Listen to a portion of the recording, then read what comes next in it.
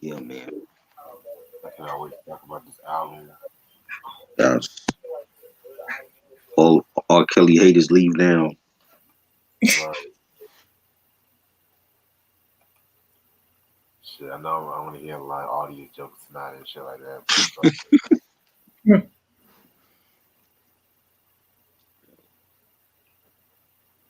Hell, no one's going after Drake and shit because he revealed he was in a relationship with SZA when she was like 17 or some shit.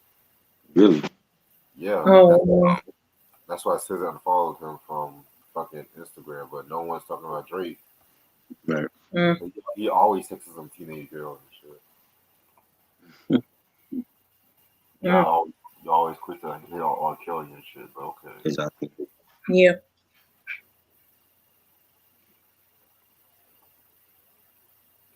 I mean, not saying what R. Kelly did was right, but I just saying spade is a spade, one way or another. Mm-hmm.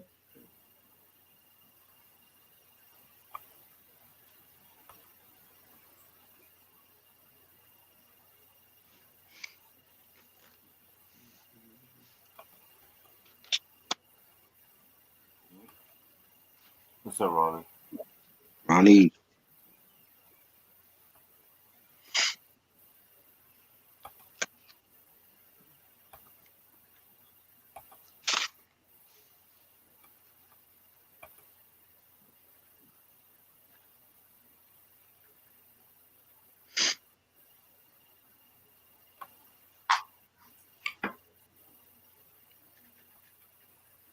what do you think about the Maggot Brain album? Very dope album. Yeah, that was dope. I enjoyed it.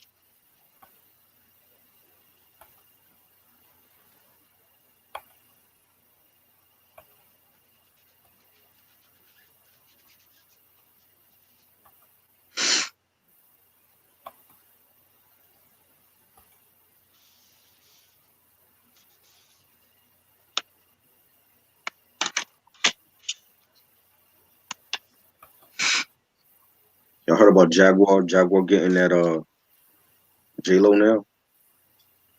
What for?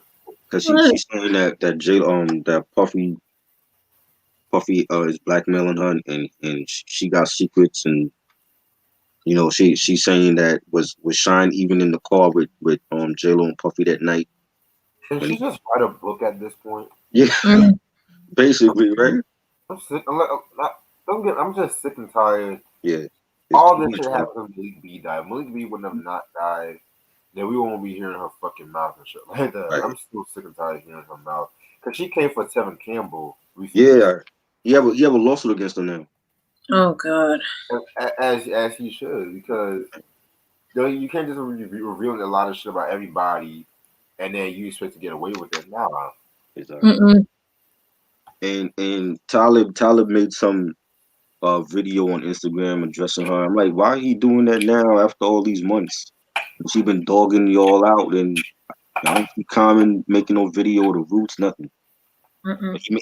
But he's as usual. He responded to everybody in his comments. I'm like, yo, Talib got way too much time on his hands to be going at your fans like that. Because it makes him look guilty now. I'm like, you was ignoring her before. Now you are making videos addressing her. Like, why? that's what I'm saying. Like, it's all, You know? Like, come out with a good album. You ain't have drop a good album in like a decade. Man. right. You know what I mean? We need a new Black Star album. This nigga like fighting with his fans in the DM. Like, come on,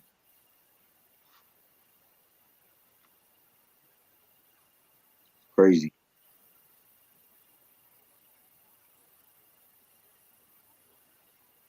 Mm. Well, either people are sleeping right now, or Ronnie's just gonna be the only one here. Like I guess people is turned off from R. Kelly. I guess. I might do some posts on some Facebook posts and shit like that, Man, but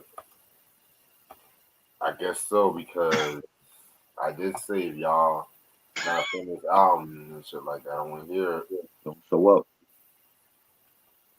Hey, Mm. I'm still bumping the man music. I don't care what he did in his personal life is on him. He gotta answer to the higher Maybe that's being kind. about that. You know what I mean? Right.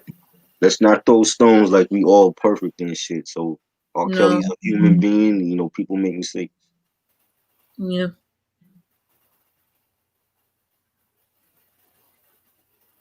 Anybody like Chris Brown? I like Chris Brown's latter albums. I didn't care for him in the beginning when he came out, but I like like the Fame album was great, and the Fortune album, and the X album. I like his latter albums.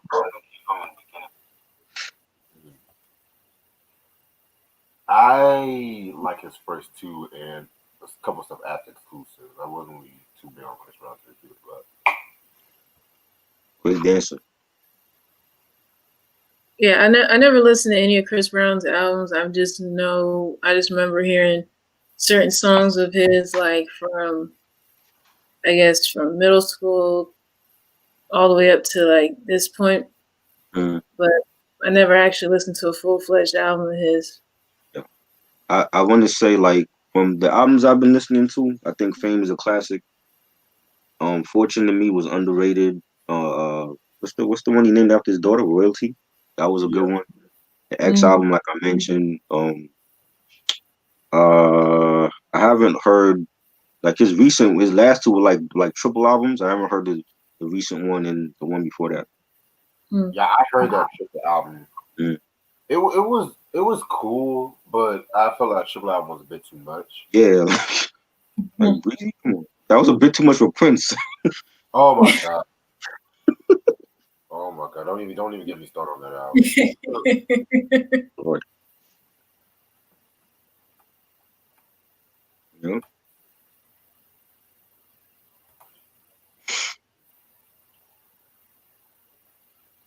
Yo, it's been almost a month since the last verse or some shit. Yeah, like what's going on with them? I'm guessing the Janet Jackson hit got into Swift's head. So Swizz is just laying low after He was that. catching that smoke. But he should have never opened his mouth to say stupid shit like that. Exactly. You know? Exactly. Because remember, we had that verse like every other week or some shit. Right. Mhm. You would think Halloween coming up. They gotta have something for Halloween, right? Mm. Something Mm. this month. You gotta have Right. Who knows? Columbus Day coming up. Fuck it. Yeah. Fuck it.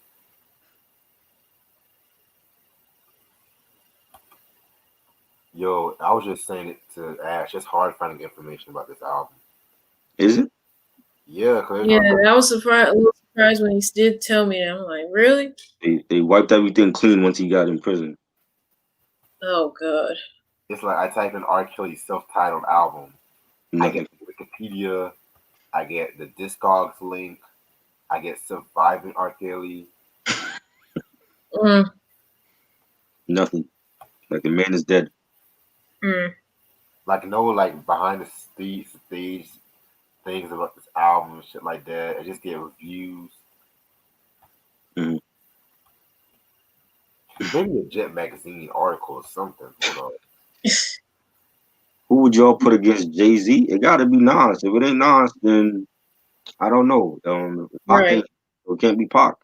No. You know, Eminem. Does he have as many hits as Jay? I mean, DMX wants to battle Jay, so DMX got hits. I don't know if he got as many as Jay though. And he already battled Snoop Dogg, and I didn't even think DMX won that. I thought Snoop Dogg was better. Than DMX ended up winning. I'm like, okay, Oh wow. Eminem got hits, but a lot of those hits I didn't care for, like especially the wacky stuff, the just lose it and not the wacky. Real Slim Shady, like the ones with the wacky videos, like Real Slim Shady. I didn't like those. Like I told Reg when we were doing the review for Encore, like a lot of the times the first singles from those albums I didn't like. I just skipped over them. I'm like, cause they were like the real commercial joints that only VH1 would play. You know what I'm Right. Mm. saying? But like when you get to the actual album, then the album was good. Damn, not even Jet has Yeah. this album, okay. Yeah. Mm. I don't know if it ain't Nas. I don't know who you put against Jay. Jay is hard to And battle. who could it be? You know what I mean? Right. Yeah. Ghostface against Styles. I think Ghost got more than Styles as far as hits. You know, Solo wise, Styles ain't got that many hits as a solo artist compared to Ghost. He's like the most consistent from the Locks when it comes to solo projects. Exactly. Jet Magazine or Ebony? Jet. Jet.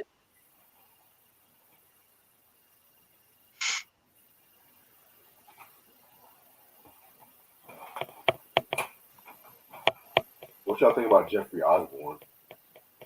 Doing a versus? I mean, just in general, just asking.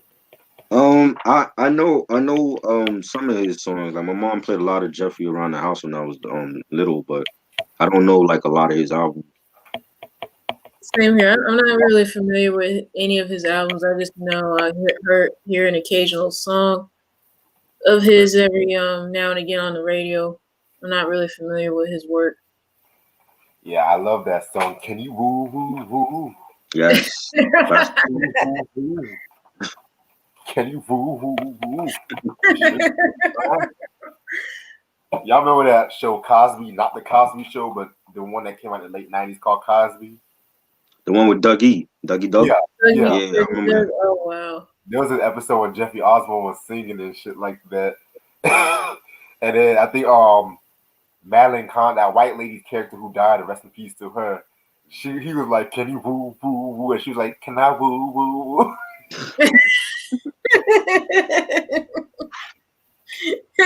Loki, that I love this song, but that fucking chorus, "Can you woo woo woo woo woo woo?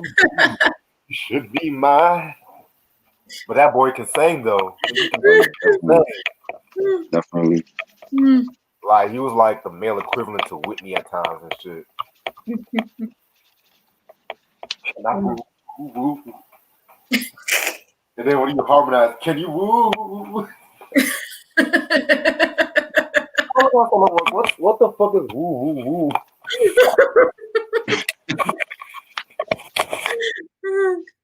What up, Q?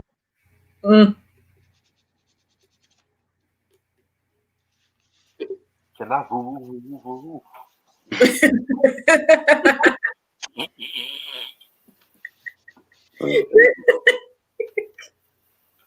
But hands down, Love Ballads from LTD.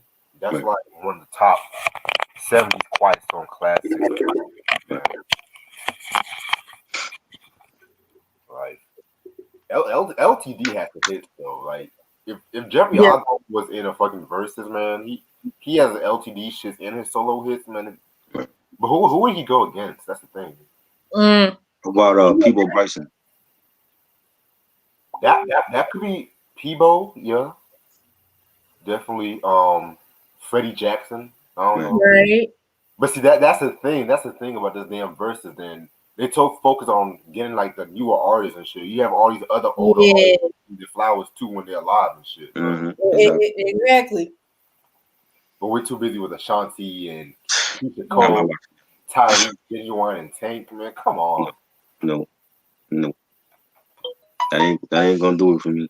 Hell no. Like, give me Roy Ayers and George Benson. Like, give me something as authentic like the dance hall one. Now y'all just sucking your own dick and shit. Exactly. But I'm ready to start whenever y'all are. Let's go. What's up, everybody? Welcome to another episode of our R&B review. This is Reg in the building. Got my homegirl Ash with me. Got my homeboy Try with me. What up? What's good? Yeah. I told y'all this is gonna come one day. So this is R.Kelly, the self-titled. Dropped in 1995 on Jive under Zomba Records. Singles albums known for are, give me 1 second. You Remind Me of My Jeep. Download Nobody Has to Know. Thank God It's Friday. And I Can't Sleep, Baby, If I. Guest appearances include Biggie and the Isley Brothers. Yeah. I've done a review on R. Kelly years ago on the 12 Play album and shit like that. And this is the one of the only other albums I do have. I used to have the Double Up album, but I gave that away because I like actually like that one too. That was actually dope. see when I was young, I used to like it, but now I grew up. Man. It was okay. I might talk about the album one day though, but it was alright. Um, yeah, I don't think I asked you how did y'all get into R. Kelly? I got into R. Kelly with the public announcement when he came out with like Honey Love. That was a big hit. You know, always watching that on you know Video Soul back then, right when we had that, and Midnight Love, those shows on BET, and um was it Dedicated. Just those songs I used to like listen to, and then like getting the Born into the '90s album with him in Public Announcement, and then when he went solo and he came out with 12 Play, that was a classic album, great album, and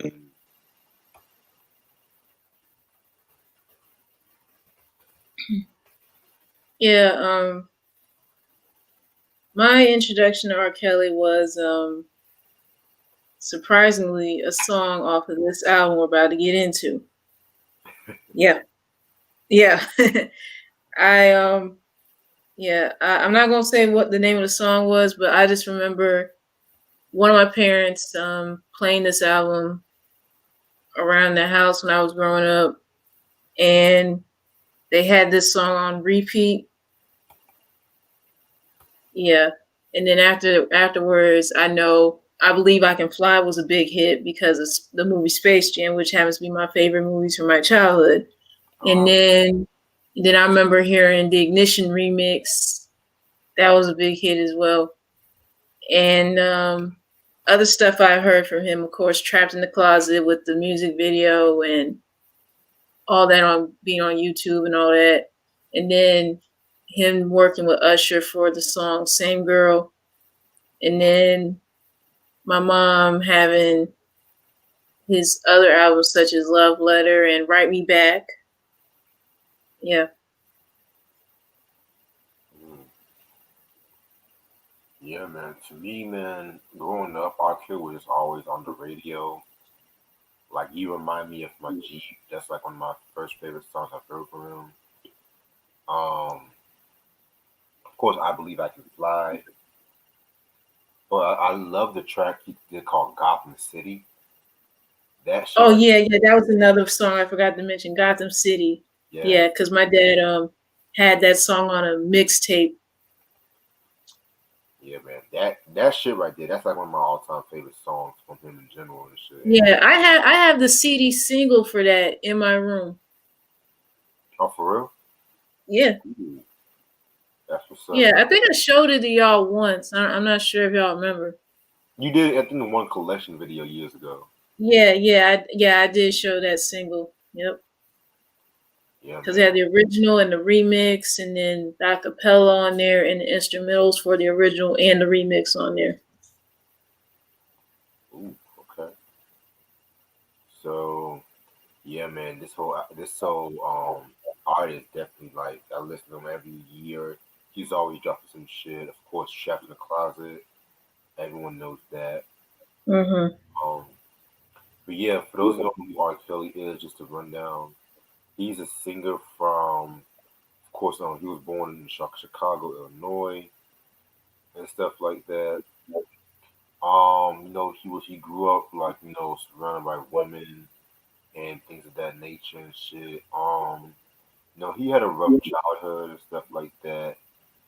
Which I'm not really gonna really get into because everyone's gonna say their jokes about R. Kelly, but all I was gonna say was he was molested when he was younger. He was growing up around women. He saw music as a way to escape. He formed his first group, MGMs, which stood for Musically Gifted Men, in 1989, and they dropped one single called "Why You Wanna Play Me," which they disbanded. And so he ended up signing to Jive Records in 1991, and he had his group called, of course, Public Announcement, and they dropped the album "Born into the '90s" in 1992, which that's a very dope album. A lot. a lot of people don't even know about that album. You know, it has hits like Honey Love and Hey Mr. DJ, which both tracks was on the Men's Society movie and stuff like that. I want to say Honey Love was not on the soundtrack. I think Hey Mr. DJ was on the soundtrack, but I could be wrong. Um, Ain't No Mm-hmm. Public Announcement definitely was just had that album, and that album was very big in the New Jack Swing era. And R. Kelly pretty much left the group. Like he pulled like a David Ruffin in 1993. He Mm. dropped he dropped his first solo album, 12 Play, in 1993 and shit like that. Which that album's a dope album, classic album and shit like that. And so that album got him producing and doing remixes of other artists like Janet and Tony Braxton and shit like that. And fast forward to 1994, he began working with Aaliyah, and pretty much with Aaliyah, he helped her work on the Age Ain't Nothing But a Number album, which that again was a very dope album and shit like that. But there was some controversy because there was rumors that they actually married and stuff like that, but um it was like alleged and shit like that, and her parents fought for hell to get that marriage annulled and shit like that. Because of course she was like 14, 15 around this time, so of course that was not gonna fly well and shit. So with that being said, they stopped working with one another. Both have denied that the marriage occurred and shit like that, but it is what it is with that. So fast forward to like 1995, late 94, he was working on this album right here, the self-titled joint. And so this was the album that came out in 95 and shit. So here it is. This is the album cover right here. Very, very, very 90s and album cover. He has the shades and the leather jacket and stuff like that. So I definitely fuck with this album cover and shit. The reason why it's in a Ziploc bag because the CD case is a little broken, and sometimes if I open it, it will start falling out. So that's why I put it in the bag in the Ziploc bag for right now. But I'll tell you what I'm talking about.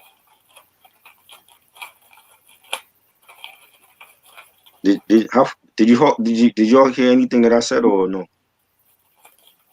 No, because I think your we last thing you heard was what you said about R. Kelly. Your sound was messing up. Okay. Yeah, Yeah. yeah. I saw him in concert in '94. Great show. He sang opera. He did all his hits. Um, responsible for a lot of artists in the '90s. A lot of their hits. Sparkle, Changing Faces, Aaliyah, her first album, classic. Um, Michael Jackson gave him a hit on History album. Mm-hmm. Um, so many people. Tony Braxton, How Many Ways remix, so many remixes, classic remixes. The Mm-hmm. dude has a whole classic remix album. To me, he is the king of R&B. I don't feel like nobody's in his lane. Um, you know what I'm saying? So that was like my introduction to him, and I've been a fan of his from day one all the way to now. Even now, like with the latter albums, Black Panties and The Buffet, Love Letter. I still listen to his music. So, minus the stuff that he's done, we've known it for like years. I knew it. I heard about the stuff since '94. When the Vibe magazine they published the marriage license for him and Aaliyah. I knew about that for years. That never stopped me from listening to his music. You know what I'm saying? People are human beings that make mistakes, but when it comes to music, I don't feel like nobody's touching it. Mm-hmm. So he's a legend. We gotta salute him while he's here now. Let's not wait till this man drops dead and be like, oh well, let's start discussing R. Kelly. Let's discuss him when he's alive and breathing. Right. But yeah, man. This album has about 16 tracks and shit. So let's get this shit started. Track number one is a track called "The Sermon," which pretty much sets the whole tone of the album. With the whole gospel feel and stuff like that. Just him, just addressing, talking to God and stuff within this sermon. So I definitely liked it. I like where he was going with this one. It's cool. I like the beat. The organs playing on it, and he's like giving a sermon, and it's a different, a unique way in starting off an album. I liked it. At that time, it was dope. I mean, I think like when I was listening to this album again after so many years, it's like with everything that's been going on with them, it's like do you really believe? You know what I'm saying? Sometimes you got to question like, do you really believe what that person is saying? But you know, for the album, it was good. It was a good song.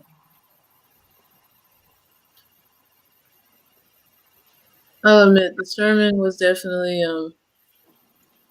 a good way to start off the album. Definitely set the tone for it. It does have you feel as if you're in church, you know, just because of when he was speaking, and then you hear the chorus come in, and it just made you feel like, yeah, you're actually listening to the word. Yeah, definitely. I definitely agree with you on that and shit. Which leads into track number two, a track called Hump Bounce. Very cool joint. It uses it used the sample, the James Brown Big Payback sample, which everyone should know. Mm-hmm. Definitely has like that '90s R&B kind of feel to it and shit like that. So I like it. Definitely a dope song, banging track. Love the beat, love the bass line.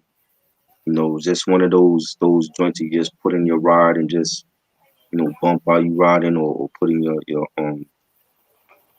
stereo and just bang it. And I loved it. I remember this song also. The beat for this song, "Changing Faces" used on the second album. It's a joint with Jay-Z. I forgot the name of it, but it was a single. There's a video for it, and they used the same hump bounce beat for that joint. The second album that R. Kelly produced that one as well. He just used the same beat and gave it to Changing Faces, but definitely a dope banging track. I love the chorus with the women on it. Fire. Yeah, Hump Bounce was definitely a favorite of mine off here, and of course everyone should know the payback sample being used. I mean, who hasn't sampled James Brown? To be honest with you, but I feel like it's definitely a good track that I don't know, you can play like at a house party or bump in your car or whatever. Just the beat and the chorus and everything about it, it was incredible. And I feel like it was one of those songs that I could have possibly seen to be like a promo single or a potential single. Yeah, I definitely agree with you on that. Definitely has a single feel to it. Um, Track number three, Not Gonna Hold On. Another very dope track right here. I love the melodies he was doing. This definitely has that gospel feel to it. I like it again. Another memorable track. I like it. The banging track. It has like a G funk sound to it. Nice beat, bass line again. R. Kelly's in his bag on this, and he's saying, just what to do to make my love come down. I know just what you need, but you don't come around. And yeah, it's a solid cut. Again, like I feel like the production was flawless on this track. Yeah, Not Gonna Hold On is definitely another favorite of mine as well. And yeah, just everything about it has that, I don't know, that unique sound that, I don't know, it definitely gives you like what Try was saying, like kind of a G funk vibe to it. Everything from the chorus to the bass line, everything was flawless and on point. Another song that that I felt was like slept on. Definitely, that's up on track right here. Then we're gonna get into the next track. You remind me of something. Love this track. It's one of his signature tracks right here. Like every time you hear that, you remind me of my G. Only R. Kelly can think of something like that. The beat, I love that beat and stuff like that. You know what I'm saying? Cause back in the '90s, Jeeps were like a big thing and stuff Mm. like that. Everybody wanted a Jeep at one point, and yeah, I love the line where he says, um, "Where's the line at? Now I would like to take you on a ride tonight, girl. We'll have so much fun and give you everything your body needs. Satisfaction guarantee." Like I love those lines and stuff like that. You know what I'm saying? Definitely did his thing on this track right here. And I love the way that he sang those words over the beat. Yeah. It's something about you. Mm, mm, And like in the you video, remind me of my his Jeep. fucking fingers and oh I man, wanna ride it. Something about my feeling sound. I something, love that. feeling sex. That whole melody and the way Woo! he hooked up the chorus to that beat is just phenomenal, man. That's what R. Kelly was doing, like to do your own arranging and songwriting and producing and singing all at once, to wear all those different hats. Like he's a genius. And on Mm. this song, definitely a classic. I remember I was out with some homeboys and hearing that song being played on the radio. I'm like, that's R. Kelly, and he's like singing about it like a Jeep and a woman, and I'm like, only R. Kelly could do that. Where you talking about a woman, referring to a woman like a Jeep. You know what I'm saying? The Jeeps were Yeah. like a thing back in the '90s. Especially when we had like the Land Cruisers and the Pathfinders, and Right. that's what it was. You had your Jeep, and you were bumping either the Wu Tang album or you was bumping 12 play, and that was a big thing. That's when they actually made music for Jeeps, not like they make music for like Spotify and your phone now. But back then it was like to him to compare a woman to like a Jeep, to like just describing the body of a Jeep to like the body of a woman is just crazy, and only R. Kelly could do that. So I definitely love it. It's a nice slow ballad, but it has like a bop to it, and yeah, just great. I just love that song. That's a classic song.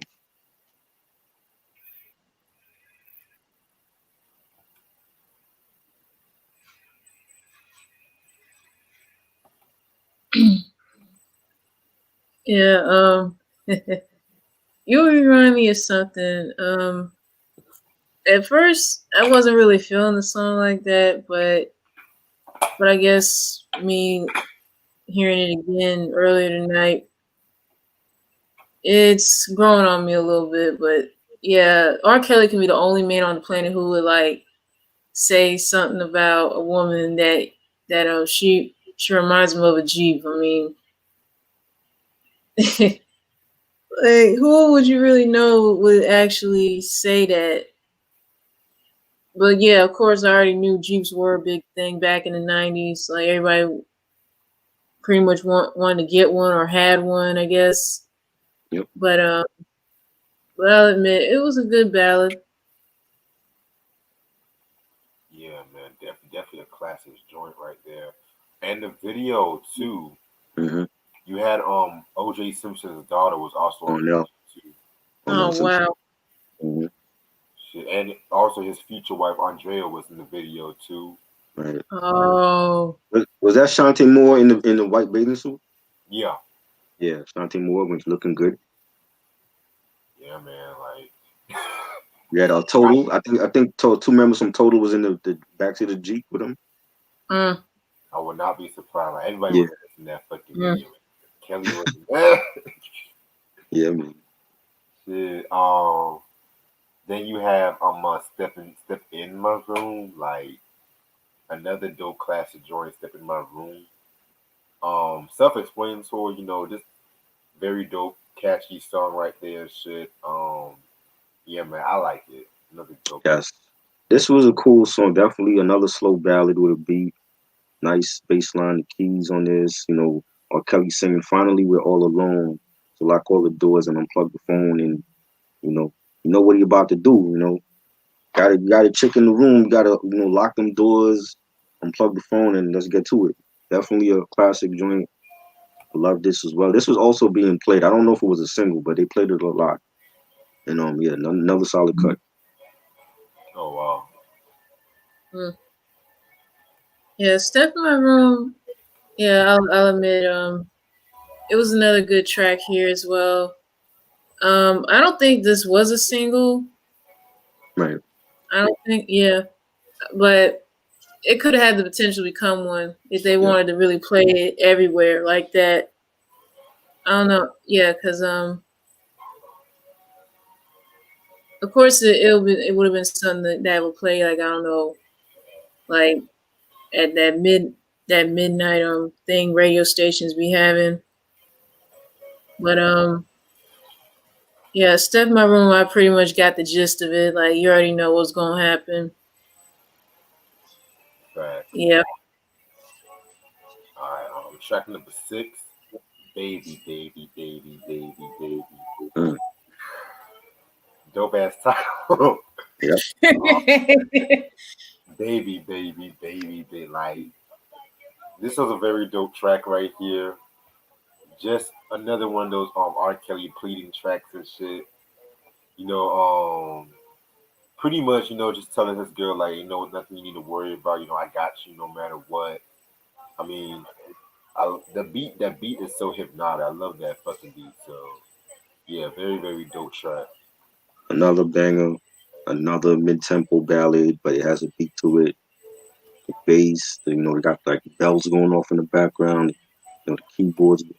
Love it. I like his flow on the way that he sang on this song as well. And saying like no other homie, you was always there for me. The only girl that truly satisfied my needs. And, a great song, another great song. Again, it could have been a single if you wanted to. Hmm. Just a really solid album cut, and the production was great. Love it. Yeah, baby, baby, baby, baby, baby. I'll admit, even though it's not a favorite of mine, I'll admit it was a good track. Yeah, pretty much. R. Kelly letting the female know, like, no matter what's going on, I'm gonna be there for you, pretty much. And I guess it has like a sentimental undertone to it, so not a bad track. And without and the chorus is just a simple. He just sings in baby, Yeah. baby, baby, without nothing else, and it Mhm. still find a way to make it sound fly. And that's what I like about Puffy. Exactly. Which brings us into the next track, "You to Be Happy," featuring Biggie. Love this track right here, man. This is actually one of the first tracks I've heard from the album when I was little. I mean, I'm surprised this was not a single because They, both artists was definitely at that prime in '95 and shit. But and it's kind of interesting too because Biggie he Mm. actually threw a line. hmm He threw shots at Faith Evans. The line right, where he says, "Sitting reminiscing on when you started dissing, spitting in faces in public places." Oh my God. Okay, I'm sorry. Hold on. I was trying to read it, but these ads. He said, "Sitting reminiscing on when you started dissing, spitting in faces in public places, Rolex and wood faces had you tripping for months. Made some dough, did some shows, now you stuck in the front." You know, yeah. yeah, I caught that from Double XL, and I was like, yo, I Mhm. know, I think you mentioned that to me too, that he threw a line Right. at me. Yeah, that was the big controversy because when they used to play it on the radio, they played it like it was a single, but the video was never shot because there was tension between Biggie and Faith marriage at that time, Oh and wow, that line everybody kept talking about. That was the controversy in the song that when Biggie he threw shots at Faith in that song, and it became like a real like tension type of thing between them. oh wow, that's crazy. Mm. Yep. But I love it. I think once again, a great song. The beat, that's the same beat that Faith Evans used for "You Used to Love Me." I love this beat. You know, the bass, Mhm. everything about it is fire. Then you got the legendary Notorious B.I.G. So, rest in peace to Big. And he comes in, and I think what people don't talk about, there's a part in his verse in the beginning where he says, Papa doing this, Papa doing that, but don't tell him I said it because my Jeep might get wetted. And we know the outcome of what happened with Big in Las Vegas in '96. You know, in not '96, 97 when he got killed and the Suburban got wet up. I think that's very telling of what happened, to him. Not saying that he predicted his death, but like just the way that it happened was just eerie. And then he says, you was a Reebok vandal, now you wish Chanel sandals. I made you. Why would I play you? Everybody knows that classic verse from Big. Just a great collab. I would have loved to see the video for this. I definitely think it would have been a dope video, and Hype Williams probably would have directed it. Right. But just a great collab with Kels and Big, man. One of my favorites on this album.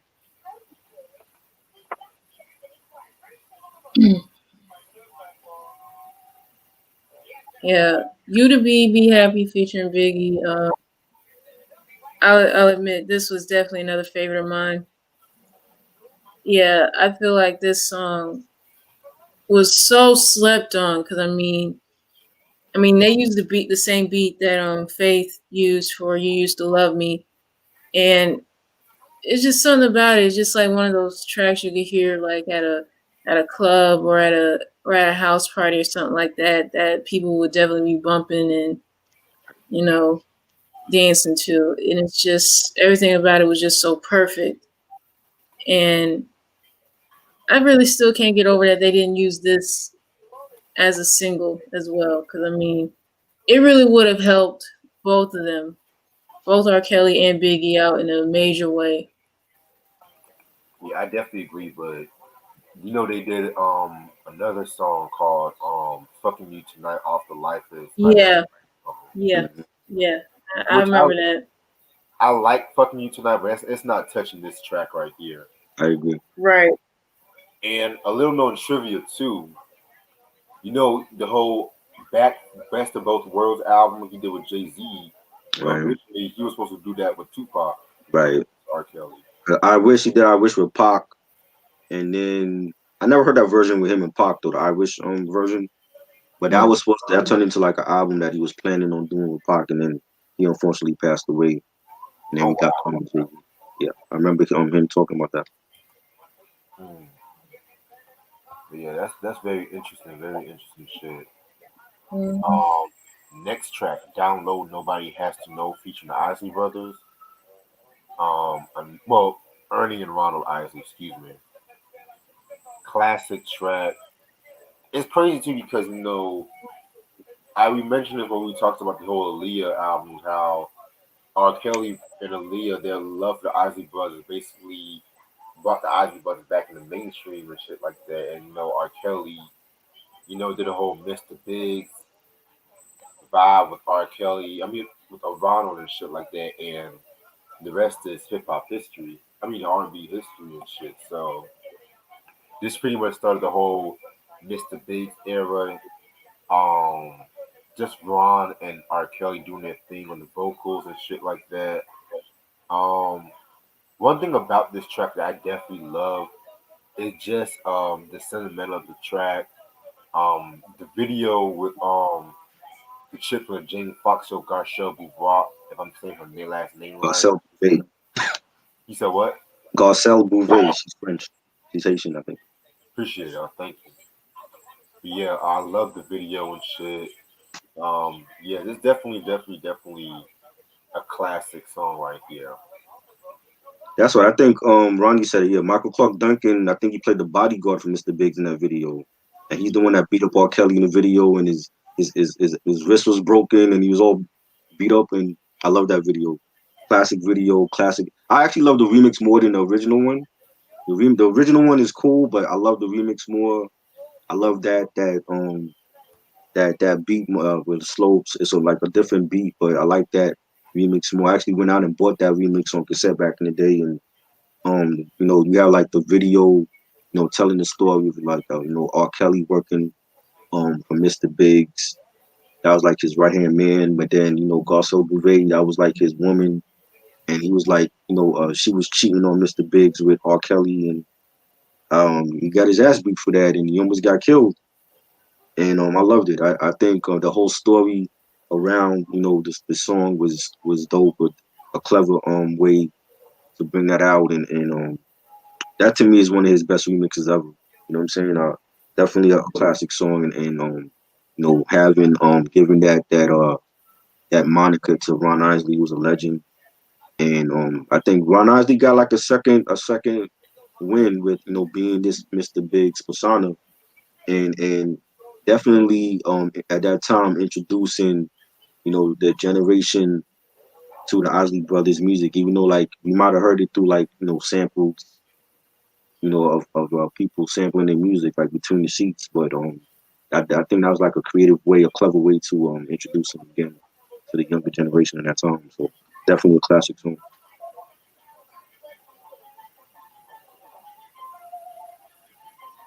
Yeah, down low, nobody has to know.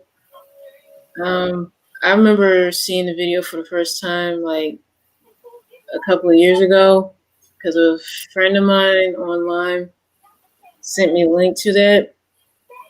And yeah, I could not believe that whole video. Like that really gave people a chance to see, um, of course, Ron Isley playing Mr. Biggs, and that whole saga continuing on afterwards. And yeah, yeah, that song is just it's a classic, man. Like I don't know what else to say. Like I mean, I'm pretty sure it was a dream come true for R. Kelly back then to work with the Isley Brothers in some form, and for them to do it with this song here, it definitely speaks volumes. And yeah, definitely a track that's unforgettable. Yeah, I definitely see what y'all are saying and shit about that. Um, Next track, I Can't Sleep, Baby, If I. In my opinion, it's probably my favorite song off this album. Originally, he wrote this song for Tony Braxton. Originally, Oh um, wow. but pretty much they had like a disagreement with the track because usually with Braxton, like she's used to working with Babyface, and they used to write the songs together. And Tony didn't like the fact that R. Kelly wrote this by himself and shit like that. And they had a problem with the melody from what I looked up, so I Mm. kept the song to himself. And this song he wrote this after he had an argument with his girlfriend at that time and shit like that. And he didn't really tell us who that girl was, but he said it was like one of his favorite tracks to date, like he ever recorded. Um, yeah, this was directed. The video was directed by Hype Williams too. Has R. Kelly like in the snow and just like pleading out in the snow and shit. Like it's a very emotional track right here, which I love. Classic song. I also love the remix too. So Yes. yeah, man, very very dope track. Tony Braxton turning down an R. Kelly track. Like she was already on her diva shit back then. That's crazy. You know what I'm saying? Like if you're Tony Braxton, you got the king of R&B coming at you with a song. You just take that song and you do it because that could have been a big hit for her too. Instead, he Right. said, "No, you don't want it. I'm gonna keep it. It's gonna be a big hit. It blew up, and the rest is history. I love it. Um, it's a real mid-tempo track, nice beat, and R. Kelly singing, "Now I'm all lonely and feeling down and out, baby. When I never, baby, I never meant for this to be. It was so easy, crazy of me." And like somebody said, Cruz, what up, Cruz? Like Cruz said, the remix, I love the remix even more. The black and white video where he's like in the rain singing, and you got Puffy by his side, standing next to the car, and I love that joint too. And a lot of his remixes were just as good, if not better, than the original for some of his songs. So the remix is just as good as the original. I love the video with the original when he's at the log cabin and he's in the snow and he's all by himself. You feel his pain in the video, but definitely a classic song. And Tony Braxton is nuts if she turned this down. Yeah, it's really surprising knowing that Tony Braxton turned down this track. I mean, that's so crazy right there. Yeah, I can't sleep, baby. If I this was the first song that I got introduced to R. Kelly Oh wow. ever. Yeah, this Okay. this was the song. Yeah, because as I stated earlier tonight, my mom has this album still, so I remember it was either her or my dad. One of them played this album around the house, and this song, one of them had it on repeat because one of them loved it that much. And yeah, ever since then, it's still a favorite of mine to this day. Yeah, just everything about it. I remember even seeing the video for it. I felt like that video was also very good, and it just I don't know. It's just one of those tracks that I guess really tugs at your heartstrings because no matter how many times I've listened to this song, it feels as if I'm listening to it again for the very first time. This song is an all around classic, and I'm glad he dropped this as a single. Yeah, that's right. It's a very, very, very good. I didn't even know this was written for Tony Braxton. That's crazy. That's crazy. To turn it Right. down? How do you turn down a song like Yeah, this? like how you don't turn this down? Like, what was If she anything, thinking? like yo, if anything, okay, let's say Babyface and her collaborated on it because she didn't like how the melody that R. Kelly did. If anything, you could have R. Kelly do a remix for it, just like he did for How Many Yeah. Ways. That was a classic remix for Mhm. him. Yeah, yeah. That I You mean, feel they could me? have worked something out back All then. I right, mean, or have Babyface do a remix, even though he don't do remixes, but have right. Babyface do another version or something like with his Yeah. the cassette single or something. You know what I'm saying? Problem Mm. solved. Like you turn down a song like this, Yeah. it's crazy. Very crazy, but Mm. it is what it is. Right. Which brings us to the next track. Thank God it's Friday. Love this track right here.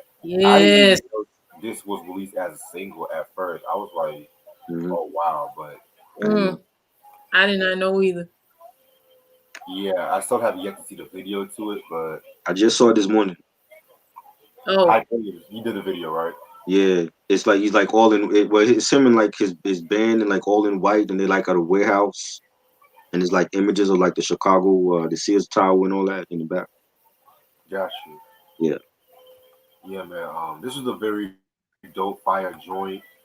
Um, it sounded like it could have been made today. That's the thing, man. yeah, Mm. That hmm it's Friday. definitely. We all love when the weekend comes around and shit. It's like Yeah, once Friday Yes. gets you off work, hell yes, it's like you're free to do whatever you want and shit like that. Go out, Hmm.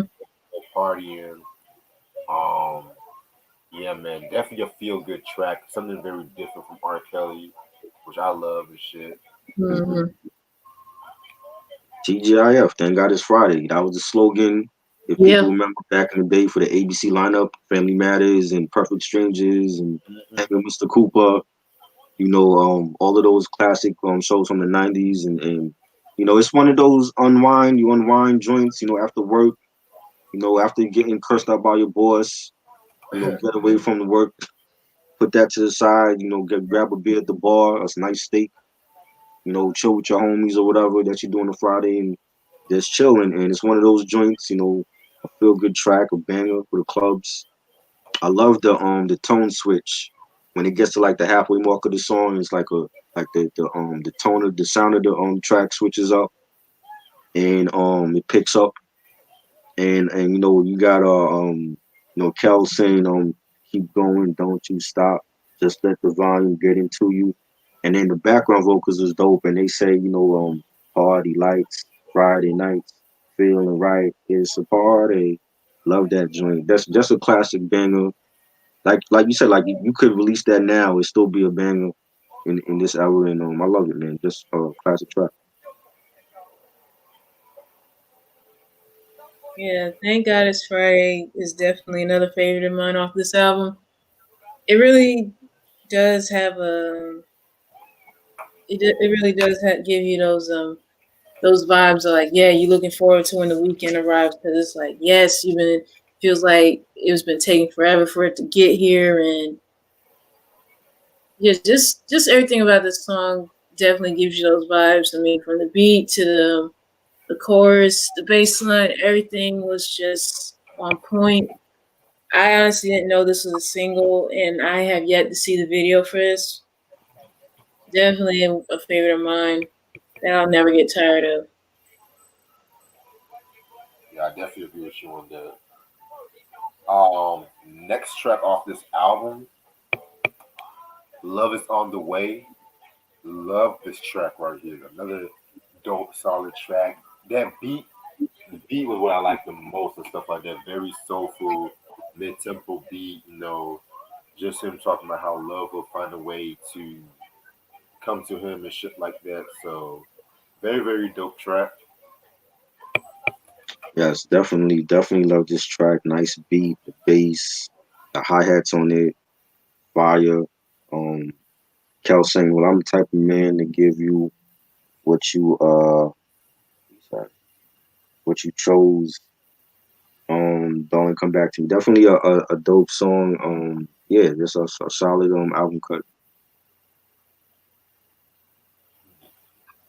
Yeah, Love is on the Way is definitely a great track, and I got drawn to it for just for the beat of it. I mean, it just I don't know, it was just something I guess captivating, if you will. And I feel like it's another one of those songs that I could have possibly seen it to be a potential single as well. Yeah, there's just so many hidden gems off this album that didn't see the light of day, which is a shame. But all in all, a very dope track. For real, like this album had fucking mid-tempo shit, 6 tracks. Like it had everything and shit on this album.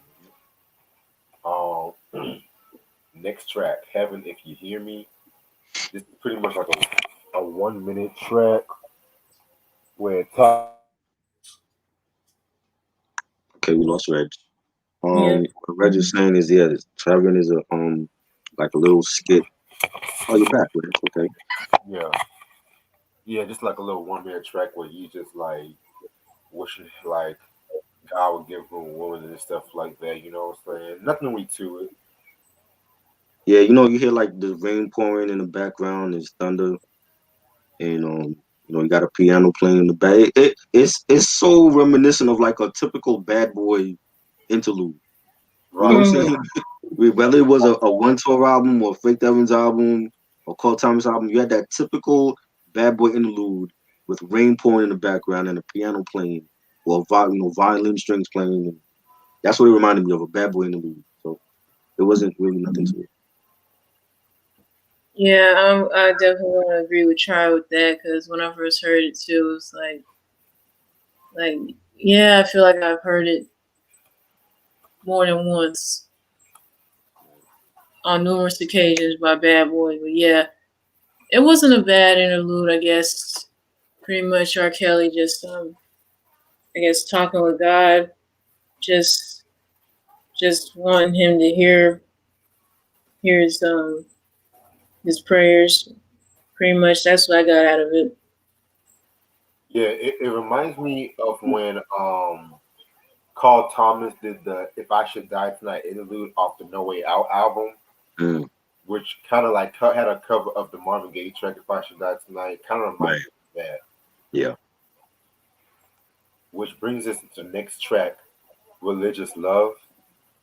Um, yeah, man. First of all, I never really liked the title of this track, but I understood where he was coming from, like how he needed to have a love that was God sent and shit. So yeah, this was a very solid joint. I liked it. Yeah. I like the beat. I like the bass line. The track is dope. The I mean, now when after everything that's happened, you look back at like a song like this and the title and the religious love, and you're like, well, if you're so damn religious, you wouldn't be in the trouble that you in now. That's just me. But I Mm. don't know. I like the song. I like the song. I just feel like when he makes songs like these, when you have a interlude like Heaven, and then you have a song right after that called Religious Love, it's like everything that's been going on for the past 20 something years with this man. It's like it's like his character's in question when he makes songs like these. So I tried to not like, what I'm saying, like get. It's hard because it's like, with everything going on, it's like when you listen to an R. Kelly album, especially an early R. Kelly album like this, I try to not let the recent events, affect how I feel about, some of these songs. So I think it's a dope song, you know what I'm saying? But I mean, without reading too deep into the title and the subject matter of the song, it's a dope song. Right. Yeah, Religious Love is definitely a good track as well.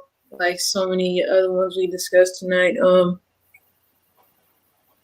Yeah, I'll admit the beat and the bass line and everything about it was just so excuse me, amazing.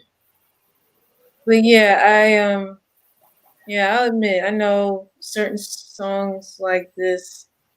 It does kind of raise questions about of course R. Kelly because of all the stuff that he's done in his life and the fact that now, since he's currently incarcerated for a lot of charges, yeah, I try not to let what happened to him, I guess, affect how I feel about some of his music as well. But yeah, other than that, it was another good track. Yeah, I definitely see what you're saying and shit. Um, Next track, Tempo Slow. Man, it's like my second favorite track off the album, man. Like I love like what he says, tempo slow, nice and low. Let me take you to a place where only love rules go. Very, very dope chorus and shit like that. Yeah, I remember when I first like discovered this track when I was in college and shit like that, and just fucking playing this track whenever I had a shorty in my room and shit. So y'all know where it goes from there, but yeah, this is a very, very, very solid joint right here. I fuck with it. This sounds like, I like the song. I like the pianos. It's a nice slow ballad. One of those, like, after midnight joints. But like, it sounds like Sex Me Part Two. It Right. sounds like seems like you're ready. I don't know. Like for me, especially Sex Me Part Two, I feel like a lot of the instrumentation he used on this track sounds like that song. And then like it's another song like Thank God It's Friday, where like the tempo switches up, halfway through the song. But I like it. It's a dope song.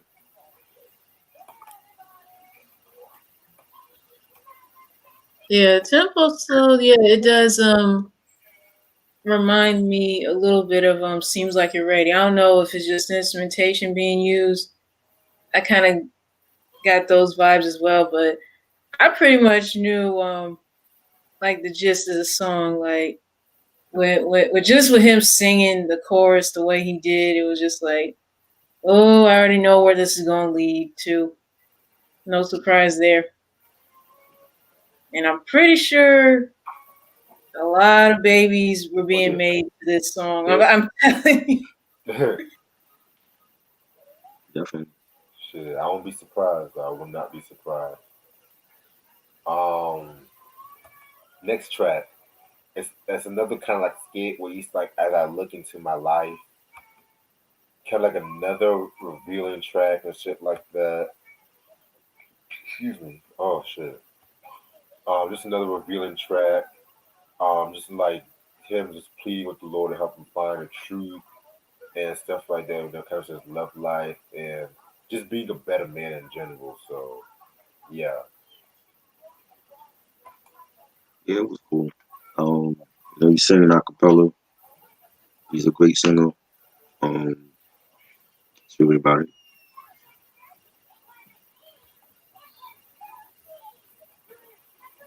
As I look into my life, yeah, I guess this track pretty much is like, I guess R. Kelly's like reflecting on his life right now. That's what I pretty much got out of it.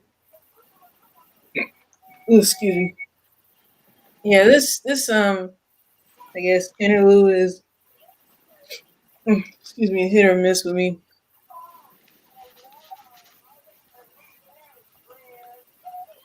Yeah, I see what you're saying. And the last track off this album, "Trade in My Life," pretty much one of the longest tracks off this album. Hmm. Excuse me. And he just pretty much, just wants to turn his life over for his new girl and stuff like that. Again, another solid revealing track and shit, which I like. So it is what it is. It was cool. Nice song, great way to end the album off, and you know, nice album cut. Yeah, Trade in My Life, even though it was pretty much the longest track off the album, it was a good way to end it off on a, and I don't know, there's something about it. It's just, I don't know, another one of those tracks where, I guess R. Kelly's like reflecting on like pretty much saying, letting the female know, like, I would do anything to trade my life just, just to, I don't know, keep you around or like, I don't know, something like that. Yeah, I agree with you on that. Um, Overall, this is my favorite R. Kelly album to date. I feel like he definitely did his thing with this album. Definitely mixed like the sexual themes with like the love themes, with the religious themes, like something that Prince always used to do and shit. So definitely, like he definitely stepped his songwriting production game up for this album right here too. I know a lot of people want to say that 12 Play is of course his best album, but I've always been more of a self-titled person, especially like with songs like Tempo Slow, Thank God It's Friday. Like he definitely stepped his game up in this one. And I believe this album is actually out of print too. So if y'all can find this album, must have your collection. I would definitely give this album 5 mics. Looking over, certain song and like the intro and religious love, without trying to think about the stuff that's been going on with them. This is a great album. He's a great singer. Like I said, like it's hard to wear that many different hats when you're like producer, you're the songwriter, arranger, you're singing. You got other artist careers in the palm of your hands as well. I believe he had a record label at one point, Rockland Records or something like that. Mm-hmm. And it's a great album. He didn't have a shitload of collabs like Trey Songz would. You know, you got the legendary Biggie Smalls on this album before he passed away, and you remind me of something, and step in my room, you to be happy, down low, classic song. Some of the remixes that came off with this album were classic as well. You know, just a great album. Kelly has more than one classic album. Um, you know, I seen somebody say, Trey Songz has yet to make an album like this. Okay, like I like Ready, I like Passion, Pleasure, and Pain, but they not touching this album. He ain't got no classic that's fucking with R. Kelly shit. And Trey Songz can sing his ass off. But in my Mm-mm. opinion, for him to sit there and say, "Oh, you're better than R. Kelly," what album do you have that's better than this? We ain't even talking about Right. Chocolate Factory or the R double album or 12 play or TP2 or you know what I mean? We talking about this album. This album alone, just on anything Trey Songz got, in my opinion. You know what I'm Mm. saying? Mm. Classic album. Like I said, he has more than one classic. I love 12 play. I love Chocolate Factory, the double album, Double Up. I love all those albums. Mm. This one is definitely underrated in my opinion. I hear nobody mention this album. They might mention the songs off it, but the whole album, I don't hear nobody talk about this album. It's Right. definitely a classic. It was definitely a classic when it came out. Was it 95, 96 it came out? It was 95. Yeah, 95. 95. Great album. Probably, I want to say the best R&B album in 95. I might be wrong. But, yeah, it's definitely a five mic album.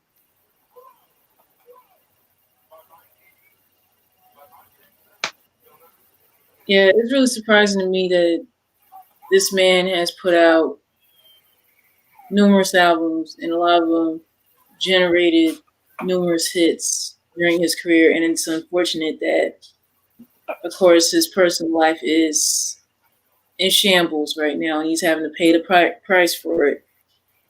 Um, I'm really surprised no one hasn't even discussed this self-titled album until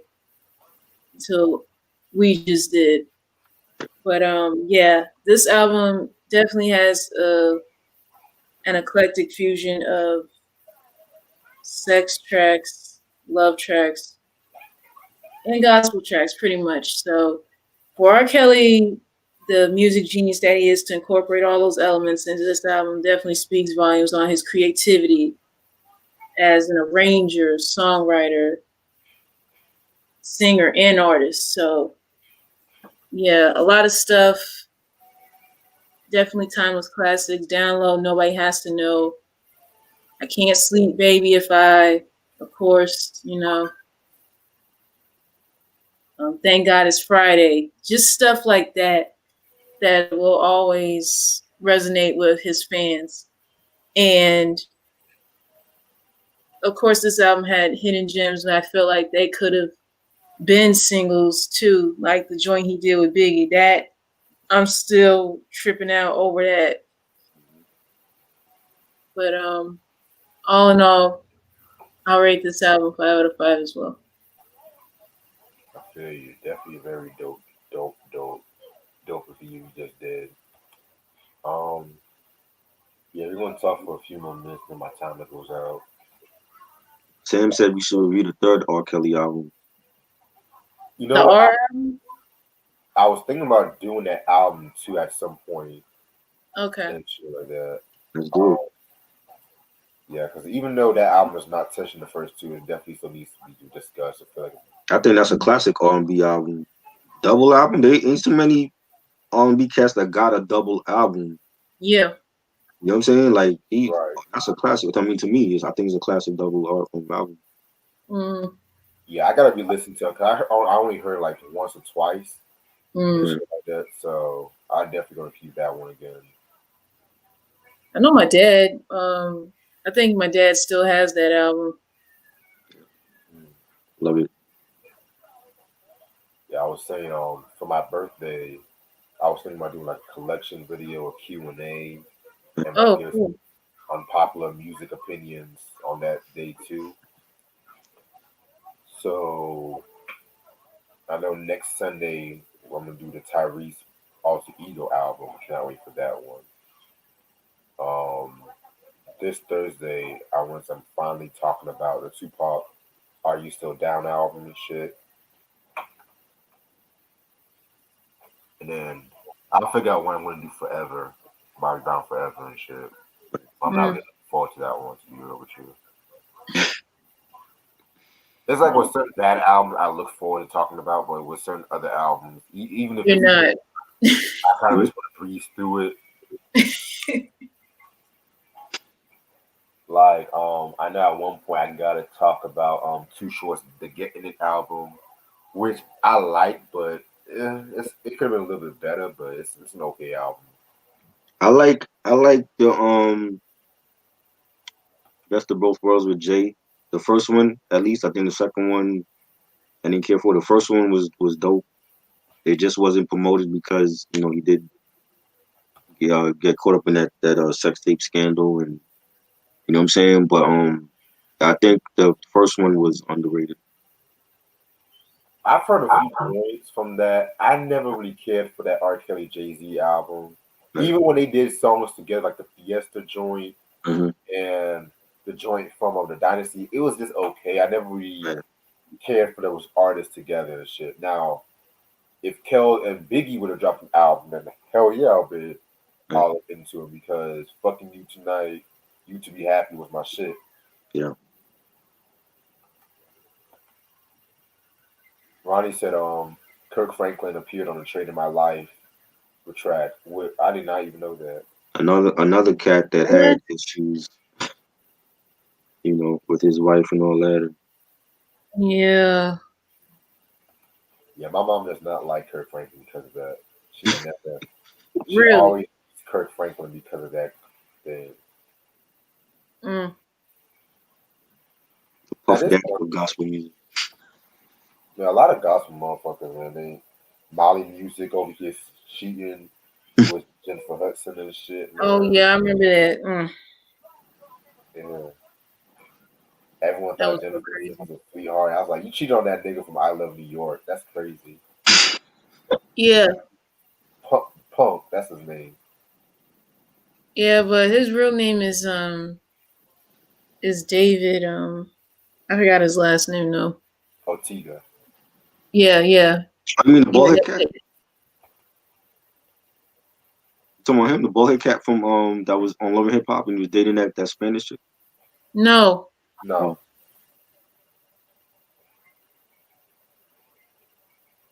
Sam said, will you review the reunion album? We talked about reviewing that album too at one point.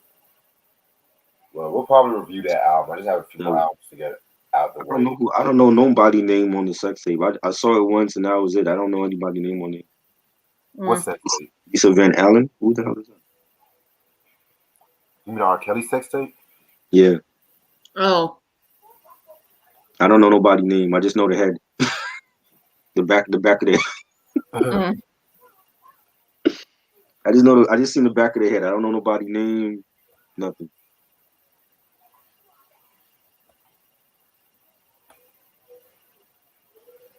Favorite character from Harlem Nights? Ooh. I like Richard Pryor's character. Fuck it. He was good. Della Reese. Oh, yeah. He was good. That was like one of Eddie Murphy's most underrated movies. Yeah. Yeah. It's like the black people loved it, but the white people, they didn't care for it too much. Right. Of course. Because, like, you had Red Fox, Richard Pryor, Della Reese, Jasmine Guy, Yeah. Tommy Ford, um, other people in that fucking movie. Like, it's Yeah.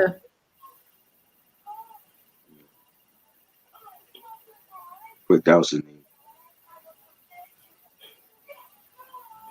get your ass quick.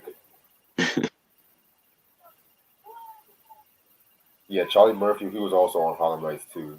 Yeah. Rest in peace to Charlie Murphy. Tommy from Martin. Rest in peace Yeah. to him. Mm-hmm. He was Oh in yeah, that. him too. Yo. He got his throat sliced and shit. Mm. Danny Aiello, rest in peace to him. He was in that. Rest in peace to Red Fox, Richard Pryor. Man, people in that movie is Yeah, dead. many people have passed away. Yeah. Crazy. Oh yeah, another person who passed away yesterday. I forgot to mention. Not sure if y'all know this guy. I know. Um, Thomas Jefferson Bird. He was in some of Spike Lee's movies. He Got Game, Get on the Bus, Bamboozled. Mm-hmm. He was. He also, yeah, he also was on an episode of Living Single back in the day. Yeah, he also played Luther from Set It Off too. Set It Off. Yep. Yeah, they say he was murdered. Like I was like, oh wow. Yeah, because when I was hearing about that too, I'm like, what? I'm like, Why is dang, this? Why is his who ass? did? Wasn't he like 74? Why is your ass out and about? You need to be at home during COVID. Why are you out getting shot? Shit. Okay, we don't know what was going on before his demise. So, dang. Yeah, they said they found him murdered. I'm like, okay.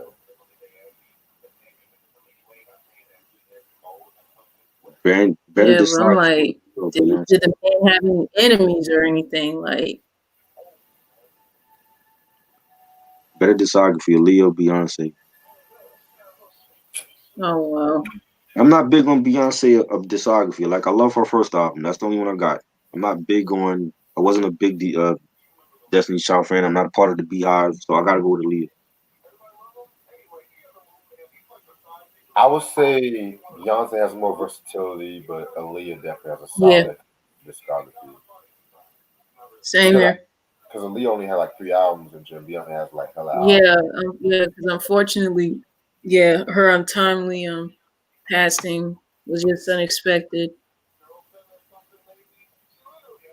Yeah, but if she were alive today, I bet you she would have probably had a lot more heat in her disposal. Right.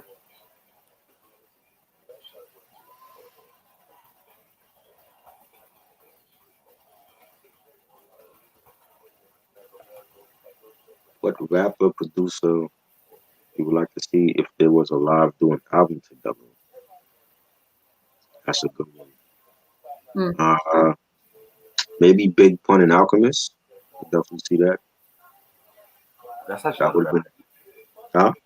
That's not a bad idea. Yeah, Pun and Alchemist. That would have been heat. You know. Um, I want to say Tupac and Quick. Yeah. You know, Yes. that would have been dope. Yeah, man. I mean, it's about two more comments. Ronnie Biggie and said Primo, yeah. MJ and Quincy Jones should did a collab. They already did like 3 collab albums together. What Biggie and what Primo were they definitely. talking about? Yeah, man. Off the wall, feel it bad. That's as good as it's gonna get. Yeah. Trust. Yeah, Hmm.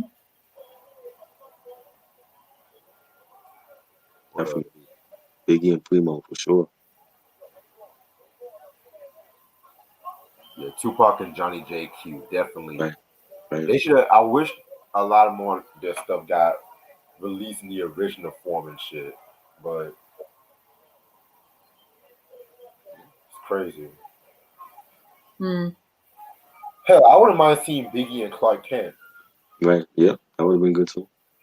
Because Clark Kent, he's always saying how, oh, Biggie said that Jay Z felt like he was a better rapper than Biggie and shit. Right. Hmm. Hmm.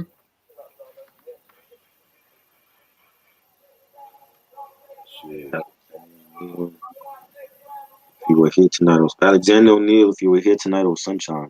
If you were here If tonight, you were here tonight,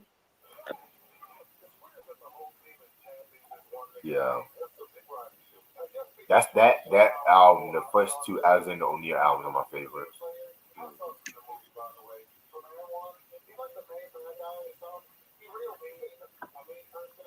Yeah, I might actually end it off for tonight because time restrictions and shit like that. I gotta finish up this paper, but this was pretty fun. Definitely love doing this review.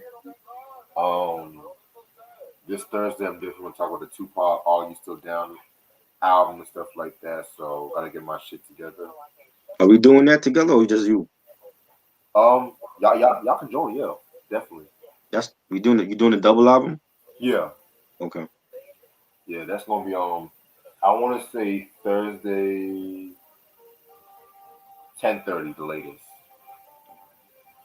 Yeah, cause I get off work at 9 o'clock, so yeah, man. I had to make sure I was on time for this review and shit like that, cause I took me a little nap when I got back from what I had to do. So fuck it. Other than that, very, very, very dope album. Must have in your collection for all my R. Kelly fans. And yeah, don't just always think that 12th Play is his magnum opus, because he definitely has like some heat. Which 12, I love 12th Play, but he have more heat than 12th Play. hmm. That's all I say. Other than that, hope everyone has a good night. Peace. Yes.